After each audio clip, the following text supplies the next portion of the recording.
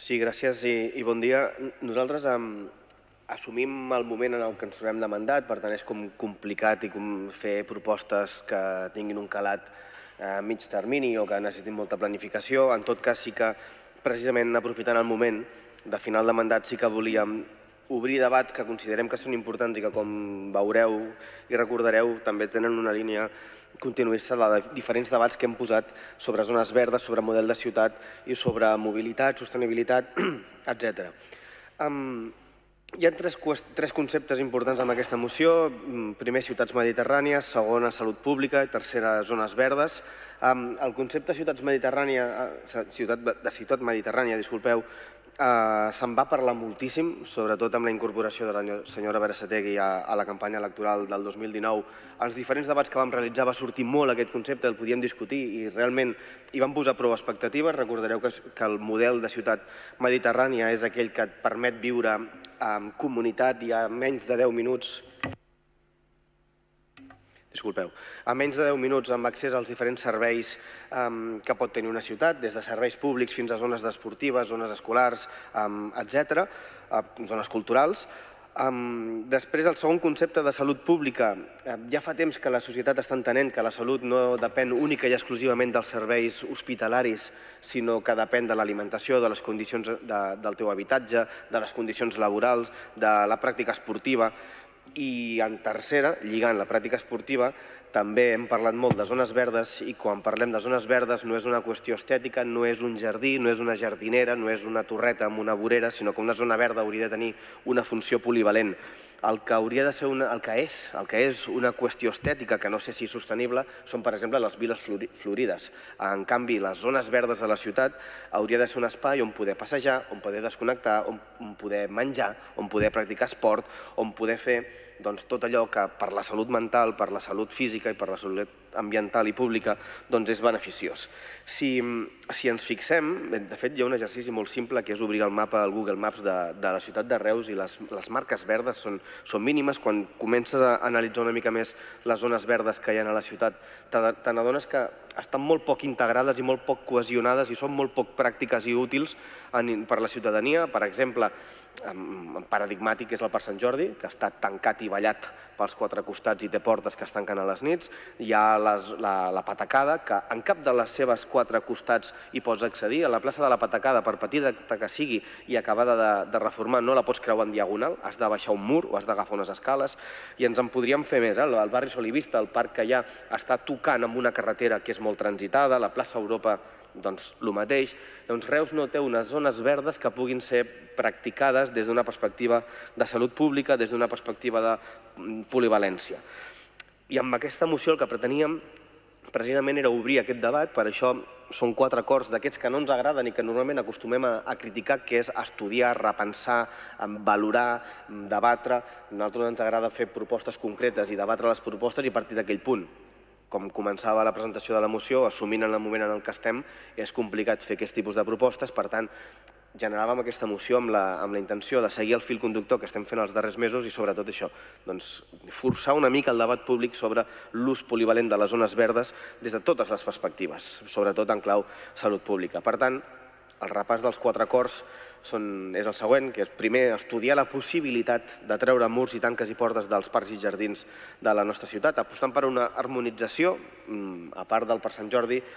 Repeteixo l'exemple de la plaça de la Patacada, que no té un sol nivell i no la pots creuar en diagonal. Segona, repensar les minses zones verdes que hi ha a la ciutat, apostant per aquesta lògica polivalent que deia a l'inici, també pensant en la preservació de la fauna i la flora. Tercer, afavorir la creació de corredors verds que possibilitin fer salut i esport. La carretera de Falset, per exemple, que hi hagi un carril bici, que hi hagi una vorera on la gent hi va a córrer i faci esport.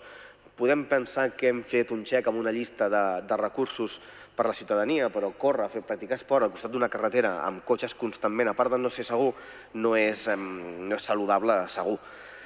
I quart, pensar la lògica urbanística pacificada de la ciutat eliminant els diferents nivells de la ciutat. Nosaltres ens imaginaríem que, per exemple, a la plaça de la Patacada, que no hi hagués aquesta separació entre la terra, la gespa, els arbres, la vorera i la carretera, que el Parc Sant Jordi estigués harmonitzat amb l'Avinguda Sant Jordi, arribant pràcticament al Carrefour amb un sol nivell, igual que, per exemple, ho estarà el que és la plaça del Condesito amb el carrer Ample i el carrer Llobera i la plaça Llibertat. Fer una ciutat que tingui un sol nivell i que no hi hagi barreres urbanístiques cada 3 metres pràcticament. Gràcies, regidor.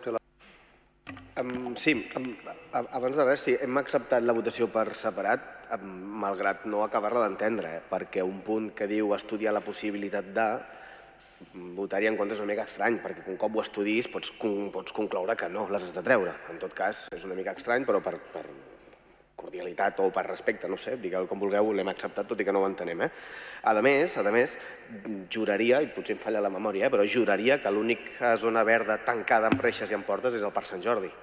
A la ciutat no em diria que no hi ha més parcs tancats amb reixes i amb portes. Per tant, si resulta que el Parc Sant Jordi s'ha de mantenir tancat, doncs deixem-lo tancat o discutim-ho, però en tot cas, bé, nosaltres pensàvem, torno a l'exemple de la plaça de la Patacada, en què cap dels 4 costats és al mateix nivell que la via pública i, per tant, és un parc que, si no tens capacitat de saltar el mur, l'has de rodejar o anar a buscar l'escala. Pensàvem en aquest tipus de coses, amb una harmonització urbana, amb l'entorn, amb les voreres, no pas en treure sí o sí totes les tanques i portes que hi hagin, tot i que també és una qüestió que en podríem parlar. Relacionat amb el tema de seguretat, no sé si la seguretat i l'incivisme s'ha de solucionar amb tanques i amb portes i amb més policies. Jo crec que des de l'urbanisme feminista s'ha fet moltíssima feina, començant per l'enllumenat i després poden venir moltes més mesures. Crec que ens limitem molt i ens fem flac favor al discurs precisament de la seguretat, si la seguretat se soluciona amb tanques i amb portes.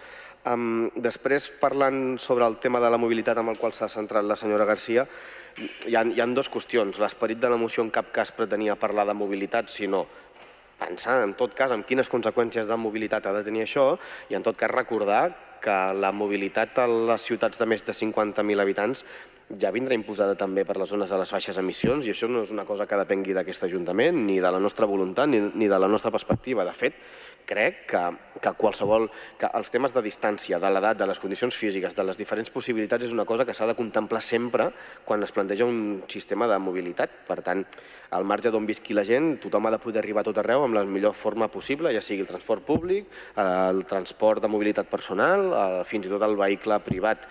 No estem en contra dels cotxes, estem a favor d'una mobilitat que sigui sostenible i saludable. I senyora Berasategui, evidentment la seva funció és dir totes les feines que fan, la meva funció en part també és dir tot allò que es podria millorar i que es podria fer. Segurament fan moltes coses o fan moltes més coses de les que s'havien fet anteriorment. També deixi'm que els digui que no es pot dependre només dels fons europeus perquè molts no arriben o els que arriben a mitges. Per tant, nosaltres el que demanàvem no era un projecte concret i buscar els diners per fer un projecte concret, sinó un canvi de mentalitat a mig i a llarg termini, com en zones de la ciutat ja s'està fent, però segurament en moltes d'altres no. No acabo de recordar ben bé què devia dir la roda de premsa presentant la moció, que molt diferent avui. En tot cas, sí que hi ha una qüestió lligada, que potser és aquesta, i llavors aprofito i la dic, que si a les places de la ciutat s'hi posen moltes terrasses, la gent fa una vida relacionada amb el consum. Si a les places i a les zones àmplies de la ciutat s'hi faciliten zones infantils i zones verdes, la gent farà un altre tipus d'activitat. I si a les zones àmplies de la ciutat, en lloc d'haver-hi, com diu la Mònica sempre, una superfície dura i posem zones esportives, la gent tendirà a fer altres tipus d'activitats. Llavors, la gent al final viu com pot al seu entorn i d'aquí recupero el concepte de ciutat mediterrània. Per tant, crec que des d'un ajuntament es pot tendir a fer que la gent visqui d'una manera asseguda a la terrassa d'un bar o d'una altra, en una zona verda fent exercici o relacionant-se d'una altra manera. En tot cas, la intenció era d'obrir un debat que no solucionarem avui, que no hi havia proposta concreta per materialitzar, sinó obrir la voluntat i forçar una mica el debat públic entorn al model de ciutat i la cohesió urbanística. Agrair els vots favorables del govern, no estem acostumats, per tant agrair-ho, i segona, proposar al Partit Socialista que, assumint el discurs, que votin a favor d'estudiar la possibilitat o no d'obrir o no parcs i jardins per controlar el descontrol.